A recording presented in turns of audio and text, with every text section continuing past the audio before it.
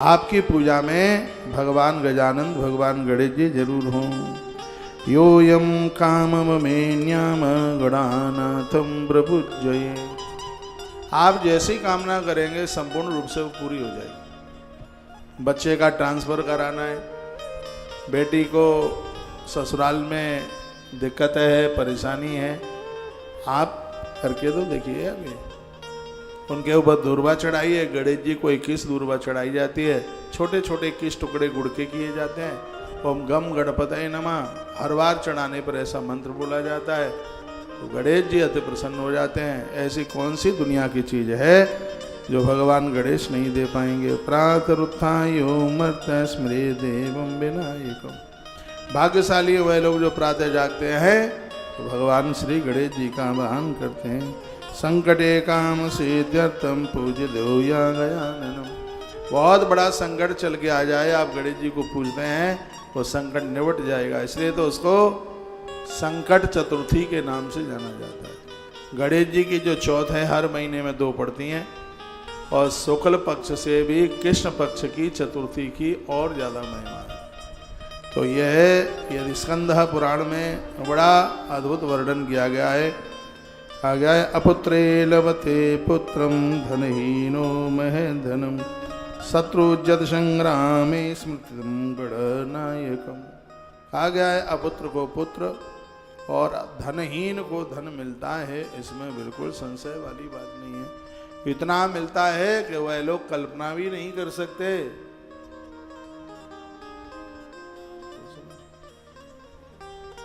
इतना मिलता है कि जिसकी आप कल्पना भी नहीं कर सकते, इतना प्राप्त होता है।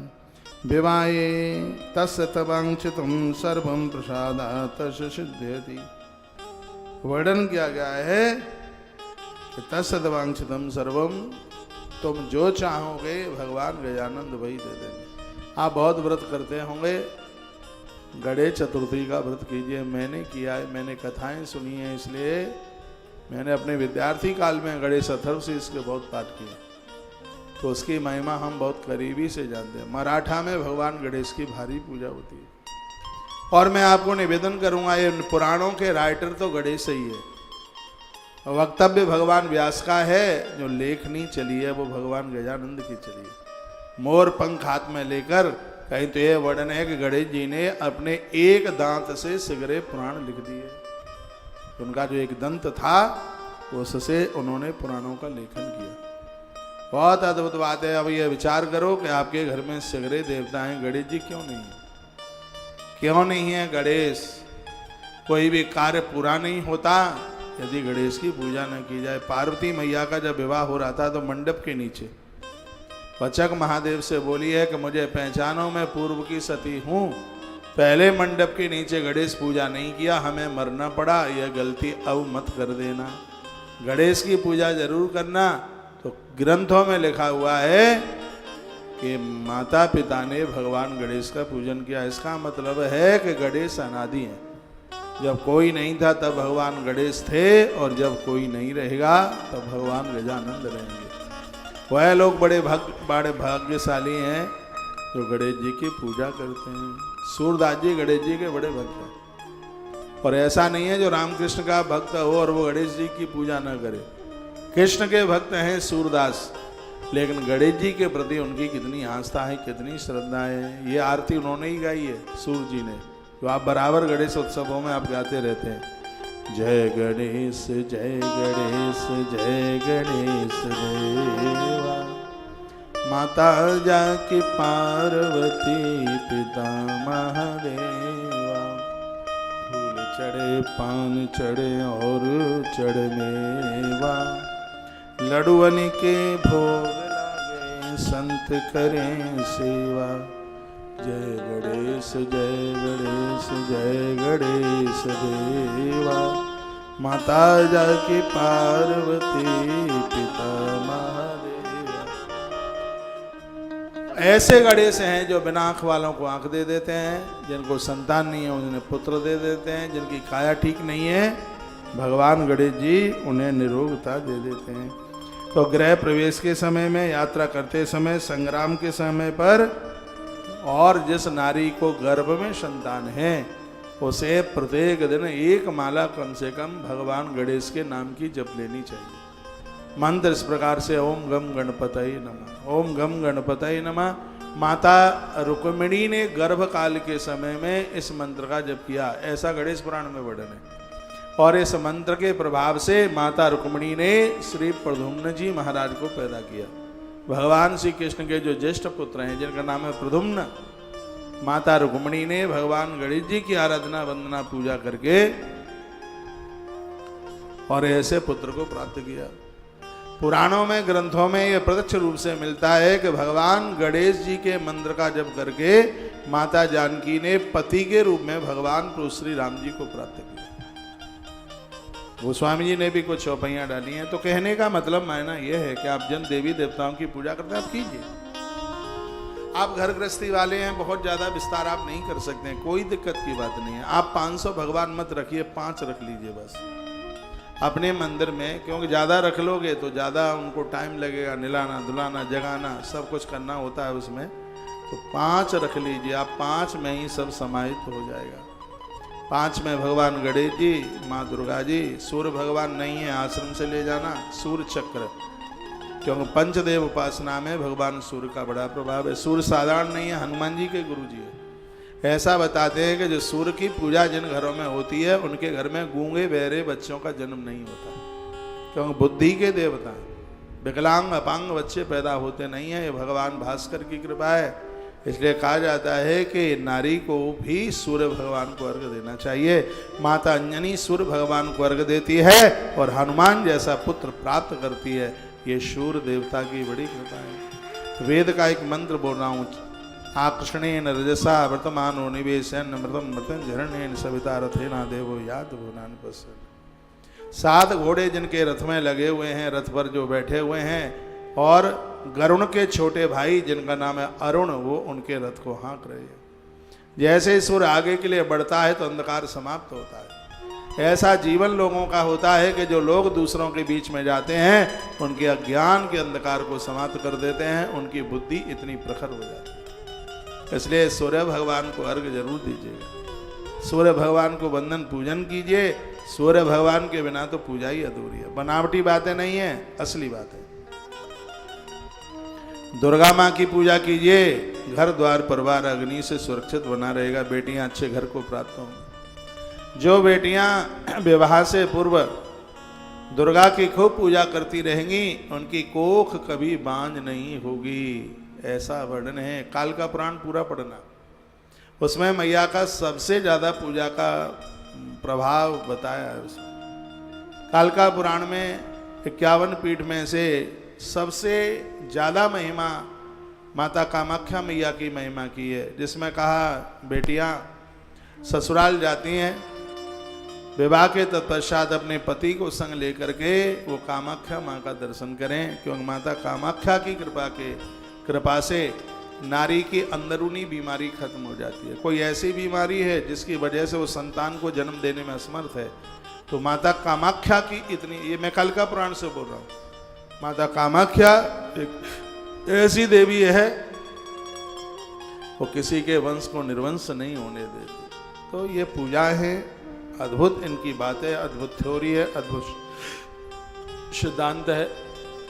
गर्भ में संतान है, ओम गम गणपतये नमः रुद्राक्ष की माला के ऊपर इसका जप कीजिए। अपनी आंखों के सामने गणेश जी को रखिए, आनंद हो जाएगा, कोई भय नहीं रहेगा, स्वप्न नहीं आएगा गलत, बहुत आनंद होगा। और वही बात मैं आपके बीच में निवेदन कर रहा हूँ, तस्य तद वांछितम सर्वम प्रसाद तस्य सिद्ध्यति। दुनिया की ऐसी कोई चीज नहीं है जो भगवान गजानंद की कृपा से न मिल पावे, सब मिल जाएगा। कल से मैं कथा आपको सुना रहा हूँ, मैं अपने हृदय की बात बोल रहा हूँ। जब कल मैं भगवान गणेश की महिमा का वर्णन कर रहा था, जो मेरे मन में बात आई है वो मैं आपको निवेदन कर रहा हूँ। मेरे मन में बात आई, 1 साल के लिए मैं गणेश चौथ का व्रत आरंभ कर दूँ। ऐसा नहीं है कि माताओं के लिए व्रत है, पुरुषों के लिए। भगवान श्री कृष्ण ने गणेश चतुर्थी का व्रत किया द्वारका के सृजन में, द्वारका बनाने के लिए। वो गरुण को बोले थे कि ऐसी जगह ढूंढ करके लाओ ऐसी जगह का चुनाव करो जहां हम आराम से रह सके। मथुरा में गरुड़ का आवाहन भगवान ने किया था और जहां पर एक दिव्य मंत्रणा हुई थी, आज ब्रज में उसको गरुण देव मंदिर के नाम से जानते हैं, छठीकरा पर स्थान है। श्री गरुण जी ने ही जहां आज द्वारका विराजते इस जगह का चुनाव गरुण जी ने ही किया था। ब्रह्म वैवर्त पुराण जैसे ग्रंथों में बड़ी मान कथा है। भगवान श्री कृष्ण ने द्वारका बसाने से पहले भगवान गणेश जी की पूजा की है, गणेश की आराधना की। इसका मतलब यह है गणेश पूजन के द्वारा आपके मकान भी बन जाते हैं, दुकान भी बन जाती है, कुल मिलाकर किसी भी चीज की कोई कमी नहीं रहती। यह भगवान गजानंद की बहुत बड़ी कृपा है। तस्य तद वांछितम सर्वम प्रसादात् तस्य सिद्ध्यति। आपको मांगने में देर लगेगी, लेकिन भगवान गणेश को देने में बिल्कुल देर नहीं लगेगी। गणेश जी की गायत्री याद कर लो। ओम एक दंताय च विद्महे वक्रतुंडाय च धीमहि तन्नो दंते प्रचोदयात्। पुष्पांजलि के समय पर आरती होने के बाद हाथ में 2 फूल लो और इसको बोल करके भगवान के चरणों में चढ़ा दो। पूजा में जो भी कुछ अपराध हो गया होगा सब समाप्त हो जाएगा। पुष्पांजलि में भगवान गणेश जी की गायत्री को विशेष रूप से लिया ही जाता है। किसी भी देवता की पुष्पांजलि आप कर रहे हैं उसमें गणेश जी की गायत्री का बोला ही जाता है। इन कथाओं को सुनते सुनते आधे से ज्यादा तो पंडित बन जाओगे, और हम यही तो चाह रहे हैं आप गंडा मौली के चक्कर से मुक्त हो जाए, तो आनंद के साथ पूजा पाठ आराधना के साथ एक मस्ती का जीवन जिए, एक बिना टेंशन का आप जीवन जिए। हम तो भैया यही चाहते हैं। तत्पश्चात 12 नाम जो गणेश जी के हैं वो गणेश पुराण में वर्णन है। जब भी घर से बाहर जाते हैं तो इन 12 नामों को उच्चारण करके जाइए। श्री गणेश पुराण में अध्याय नंबर 92 और श्लोक नंबर 38, इसमें भगवान गजानंद के 92 नंबर के अध्याय के श्लोक नंबर 38 में 12 नामों की चर्चा की गई है। सुमुखस्य एकदंतस्य कपिलो गजकर्णकः लंबोदरस्य विकटो विघ्नाशो विनायकः धूम्रकेतु गणाध्यक्षो भालचंद्रो गजानन द्वादशैतानी नामानि या पठे सुनयाद। यह 12 नाम है भगवान गणेश के। भगवान गणेश जी का पहला नाम है सुमुख। सुमुख का अर्थ होता है अच्छे मुंह वाला। गणेश जी का मुख बहुत बढ़िया है, आप भी अच्छा मुख बनाएं। बहुत लोगों के मुंह लटके रहते हैं, इतना गोरा पीला होते हुए भी इतने बेकार उनके मुंह लगते हैं, ऐसा लगता है कि खरबूजा तरक गया है। बिल्कुल इतने बढ़िया होने के बाद भी स्वभाव ने इतनी रौनक बिगाड़ दी है, सुंदरता इतनी बिगाड़ दी है कि पूछो ही मत। स्वभाव इतना करेला से भी कड़वा हो गया। भगवान ने मनुष्य बनाया है। आदमी कितना भी कुरूप हो, जिस समय मुस्कुराता है तब बड़ा अच्छा लगता है। जब उसके दूधिया दांत दिखाई देते हैं, दांतों में थोड़ा थोड़ा गैप दिखाई देता है, फासला दिखाई देता है, काले लोग भी बड़े सुंदर लगते हैं। तो सुमुख का मतलब है अच्छे मुख वाले। अच्छे मुख वाले कौन है? जो पान नहीं खाते, जर्दे और नहीं खाते। अच्छे मुख वाले कौन है? हैं जो धूम्रपान नहीं करते, बीड़ी सिगरेट गुटखा तम्बाकू ये कुछ प्रयोग ही नहीं करते, गालियां नहीं देते किसी को, अब भदेश भाषा नहीं किसी को बोलते, वही तो सुंदर मुख वाले। उनका ही मुंह सुंदर है, जिनकी जिह्वा से भगवान का नाम निकलता है। सोई सुंदर सोई सुभग शरीर। आज मैं अपनी बेटियों को, बहनों को, माताओं को, सबको कहना चाहूंगा कि सुंदर बनिए। आपको जो कोई देखे देखता ही रह जाए, इतना सुंदर। माता जानकी जब चली थी वनवास के लिए तो खेत में धान काटने वाली स्त्रियां दौड़ दौड़ के, गेहूं इत्यादि फसल काटने वाली स्त्रियां दौड़ के आई और माता जानकी को देखती ही रह गई और पूछने भी लगी, हे देवी अपना परिचय तो बताइए, ये तुम्हारे कौन है सामले सामले से? तो मैया ने क्या जवाब दिया? खंजन मांजो तेरे चैननी निज पति कहो तिनिया सिय सैन। मैया ने नाम नहीं लिया, आपकी तरह नाम थोड़े ही लिया, ये सारे में कह दिया कि हमारे साहब है, हमारे पति है। तो आशीर्वाद वो देने लगी, पार्वती सम पति प्रिय हो। एक व्यासपीठ से मैं निवेदन करूंगा, कोई भी बहू बेटियां आपको चरण छूती हैं, बंदन प्रणाम करती हैं, तो उन्हें आप आशीर्वाद क्या देते हैं? आप ये देते हैं मकान बन जाए, दुकान बन जाए, घर भर जाए, बच्चे हो जाएं, ज़्यादातर ऐसे यही तो आप आशीर्वाद देते हैं। और ये भी आशीर्वाद में दे देते होंगे पति की उम्र बढ़ जाए, आयु बढ़ जाए। लेकिन गोस्वामी जी ने कुछ विशेष बात कही है, जब भी कोई नारी आपके चरणों में बंदन प्रणाम करती है, ये आशीर्वाद उसे जरूर दीजिए, बेटी तू अपने पति को बहुत प्रिय हो, ये हमारा आशीर्वाद है तेरे लिए। नारी के लिए इससे बड़ा कोई खजाना नहीं हो सकता कि वह अपने पति को प्रिय हो। आज बहनें टूट जाती हैं, उसको पति का स्नेह नहीं मिलता, पति का प्रेम नहीं मिलता। ये ग्रंथ कहता है, जो बेटियां भगवान गजानंद को पूजेंगी, जैसे रुक्मिणी के ऊपर कृष्ण का अतिशय प्रेम है, तुम्हारे पति का प्रेम तुम्हारे ऊपर ऐसे ही बरसेगा, सावन के महीने की तरह बरसेगा। करके तो देख लीजिएगा, कोई पैसा खर्च नहीं होगा, तुम्हारा नुकसान हो जाए तो फाइन मेरे ऊपर लगा देना। करके देख, बेटियां गणेश जी के ऊपर दुर्वा चढ़ा, बहुत आनंद हो जाए, कमाल हो जाएगा। अच्छा घर मिलेगा, अच्छा वर मिलेगा। गणेश चौथ की कथा तो यदि किसी ने सुन ली है तो फिर तो बात ही अलग है। भगवान गजानंद बड़े अद्भुत देव हैं, सब कुछ दे देंगे, माला माल कर देंगे।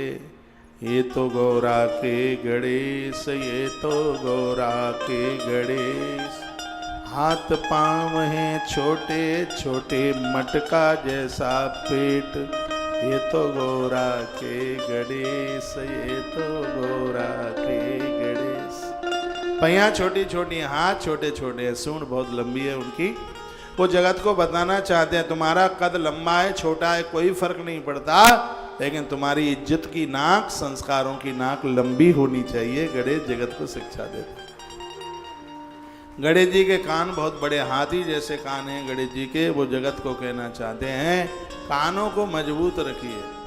दो कान हैं, वो कहना चाहते हैं दो कान इसलिए, इस कान से सुनो, अच्छी बात है अंदर उतार दो, घटिया बात है दूसरे किवाड़ को खोल के रखो, बाहर निकाल दो, घटिया बातों को अंदर मत रखो। ये गणेश जी जगत को बताते हैं। सूप जैसे कान हैं गणेश के। गणेश कहना चाहते हैं कि अपने स्वभाव को सूप जैसा बना दे। सूप का क्या स्वभाव है? सार सार को गई रहे, थोथा दे ही उड़ाए। यही तो सूप जान